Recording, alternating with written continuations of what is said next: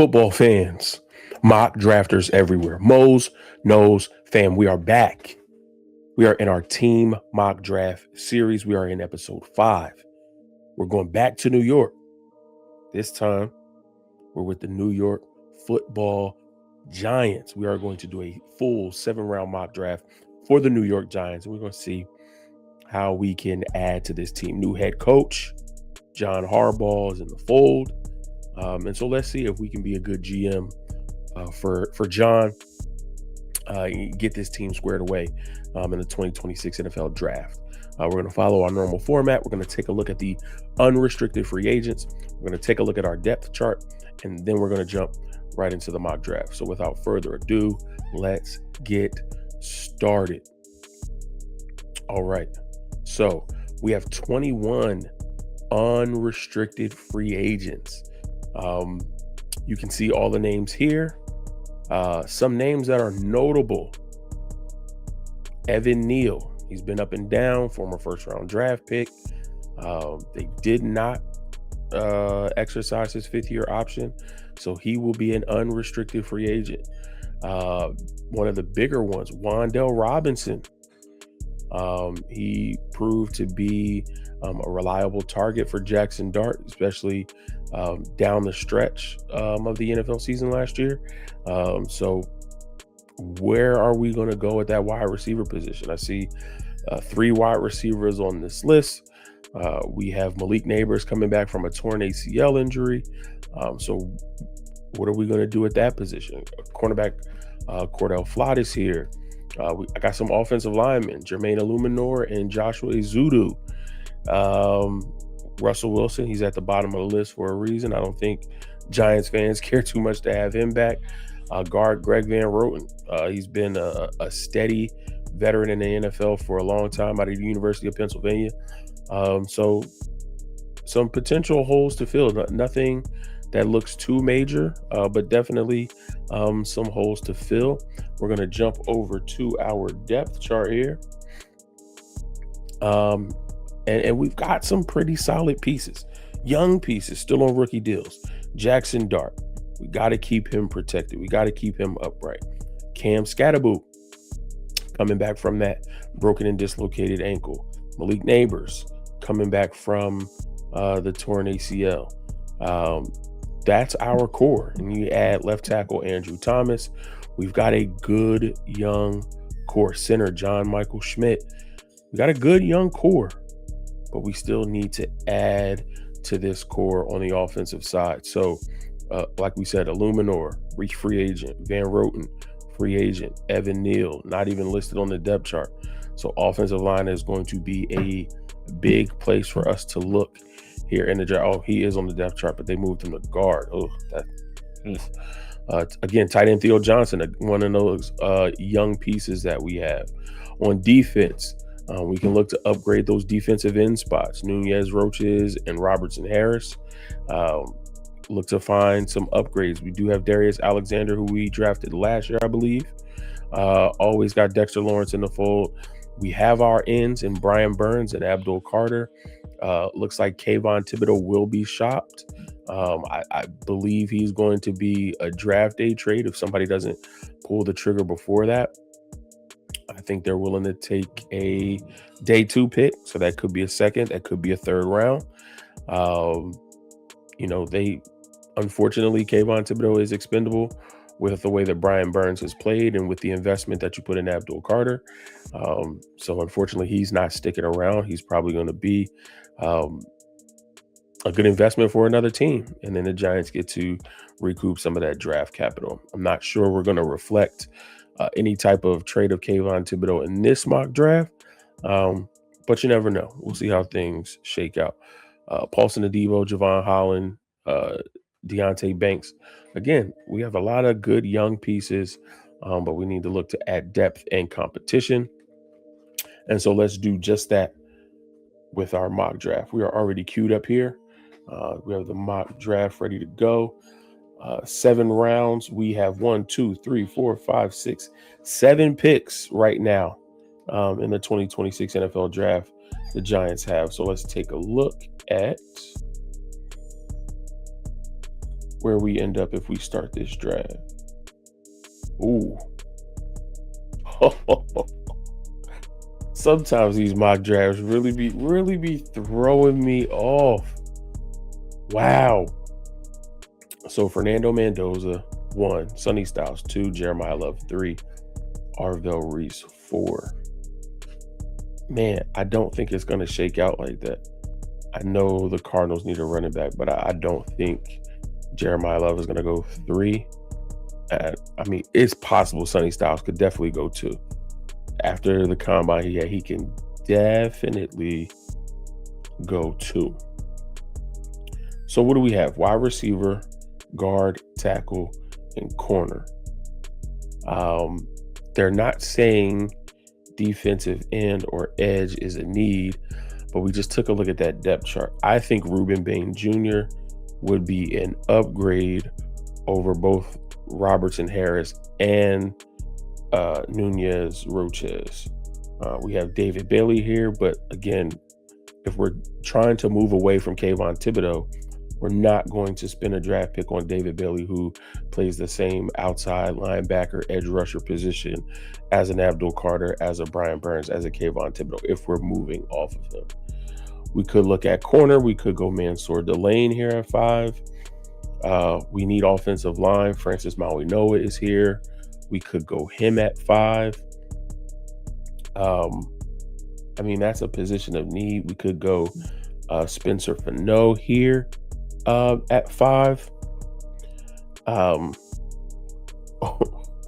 We just did, this is episode 5.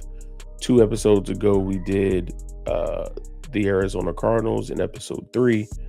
And we took Francis Maui-Noah at 3. And so would it make sense for me to take him here again, even though he's here on the board? This one's tough. I mean, I could go Spencer Fano, but that's probably a reach with Maui-Noah on the board. Here at this point, I'm going to go best player available. Ruben Bain is still here. Again, we could go wide receiver. We could go Carnell Tate to pair him with Malik Neighbors here at 5. But Ruben Bain Jr. is the best player on the board, and he upgrades a position for us. That defensive end in that 3-4 alignment that we're running, put him next to Dexter Lawrence. And then at any given point, you would have Ruben Bain and Brian Burns rushing from the outside, or you would have Ruben Bain and Abdul Carter rushing from the outside. There's a lot that you can do here. And so for that, I'm going to go Ruben Bain Jr. at 5. And we are back on the clock, pick 37 in the second round. And I think this landed for us beautifully. We need a guard, we need a tackle, and the 2 best players on the board are Max Ihenacho, I think I'm saying that right, and then Emmanuel Pregnon. We can go either one of these guys. I think they offer position versatility. Ihenacho is listed as a tackle. You could kick him inside to guard, but his combine showed that he has the athleticism to stay at that tackle position. Pregnon as well. He is listed as a guard, but he can play tackle, so he offers you that position versatility. For my liking, you can't go wrong with either one of them. I do like Pregnon a little bit more at 6'5", 318. But Ihenacho, 6'6", 330. I mean, you can't go wrong with either one of these guys. But I'm going to go Emmanuel Pregnon here at 37. Next pick is pick 105 in the 3rd or 4th round. 4th round. We don't have a 3rd round pick. So we've got our guard. We've got one of the best players on the board. And again, the board is falling exactly how we want it to fall. And now we get a true number 2 receiver because we do have Malik Neighbors. Yes, he's coming off an ACL injury, but when he comes back, we know who the number 1 target on this offense is. Now you bring in somebody like Antonio Williams to kind of replace that Wan'Dale Robinson role if you don't re-sign him in free agency. I'm absolutely loving how the board is falling for the Giants. We don't have to make a lot of moves. And again, this isn't even considering a trade of Kayvon Thibodeau. And so a trade of Kayvon Thibodeau, that's why they said they're looking for a day 2 pick, because they don't have a 3rd round pick. So you move Kayvon for a 3rd, maybe an additional 2nd. And now we cook it. If we wanted to, offensive linemen aplenty. Jaeger Burton listed as a center. We already have a center in John Michael Smith. So you could think about moving him to guard. That's a potential possibility as well. But I think he's going to stay true at center. And then you have Trey Zune III, J.C. Davis from Illinois, Austin Barber from Florida, Isaiah World from Oregon, Diego Pons from Mississippi. Like, there's plenty of talent on the offensive line here. And I think at 143, I'm going to go J.C. Davis because I like J.C. Davis on the inside. 6'5", 335. I think you kick him inside the guard. You leave Pregnon on the outside at tackle. And now that right side of the line is shored up. I know it's 2 rookies, but I think we've got that right side of the line shored up with Pregnon and J.C. Davis. So I'm going to go J.C. Davis at 143. And we only have 3 picks left. We're back on the clock at pick 185 here in the 6th round. We've taken care of most of our needs. We could go somebody like Kaylon Black here as insurance and depth at running back behind Cam Scatterboo. We could go linebacker. We could go Owen Heineke here. If we jump back to our depth chart, our inside linebackers are Chris Board and Micah McFadden.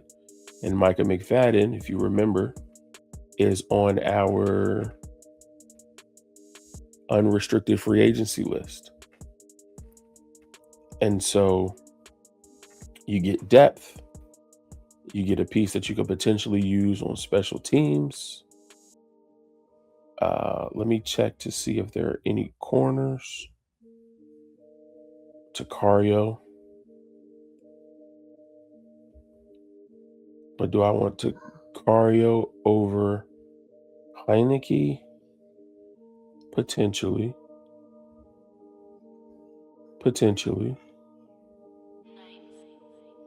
Who else we got? We can get another wide receiver, more speed. LSU bloodline. Familiarity with Malik Neighbors. I don't think they played together, though. We could go Jamari Taylor, too. Here, we have back-to-back picks at 191 and 192. And so for this exercise, I'm going to get our corner. I'm going to get Takario Davis out of Washington at 185. And then at see, they took Owen Heineke right after me. And that's a division rival. Man. All right, back-to-back picks. Oh, Red Murdoch is here. He's nice, too. We can't sleep on Red.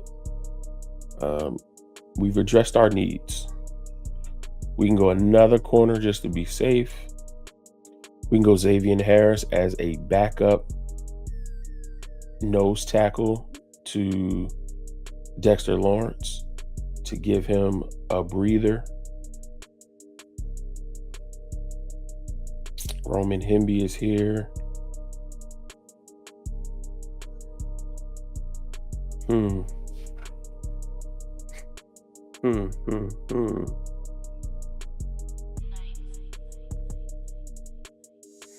I'm gonna go Red Murdoch. Yeah, I wanna fill up that potential linebacker opening. And then let me jump back to our depth chart. Dane Belton's a potential free agent. Tyler Newman is because I like Cole Wisniewski. We can get safety or Bishop Fitzgerald.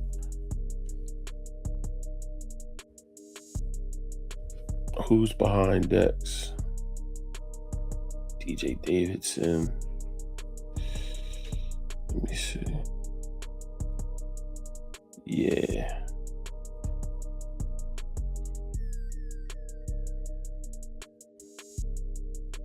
But he's gone. I don't see him on the board.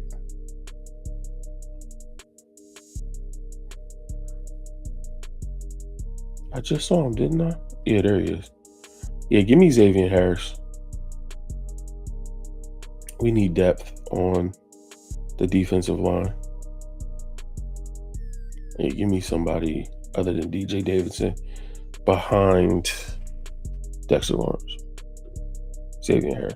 Let's do it. 192. That's going to wrap it up. That's going to finish it. Let's take a look and see how we did. Oh, I see some A's. Oh, they gave me a D for Xavier. Wow. All right. Round 1, pick 5. We go Ruben Bain Jr. out of University of Miami. Round 2, pick 37. We go Emmanuel Pregnon, guard tackle out of Oregon. Round 4, pick 105. Wide receiver Antonio Williams from Clemson. Round 5, pick 103.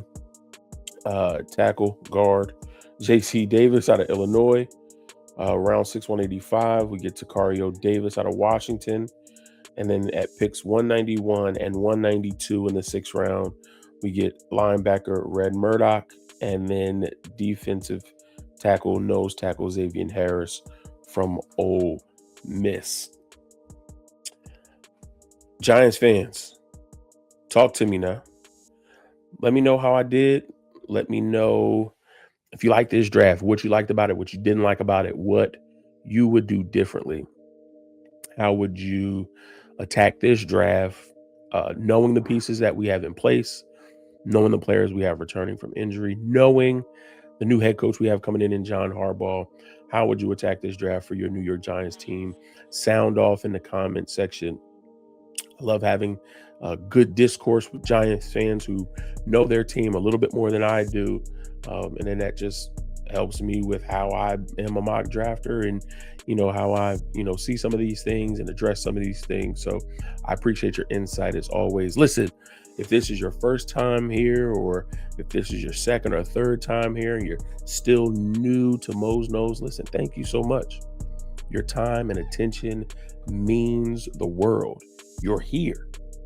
If you watched any part of the video, I love you and I appreciate you. You're a part of the Mose Knows fam now. There's nothing you can do about it. Now, family take care of family. So here's what I need you to do. I need you to hit that thumbs up on the video. Then jump over to the subscribe to the channel. If you love football, if you love everything NFL, and then eventually I'm gonna get into some college stuff. But if you like mock drafts, if you like off-season coverage, training camp, regular season coverage, fantasy football, Mose Knows can be an additional home for your football and NFL content needs. Smash that subscribe button and then hit that bell icon so that you get notified every time new content drops right here at Mose Knows. Listen, appreciate you. I'll catch you guys in episode 6. Peace.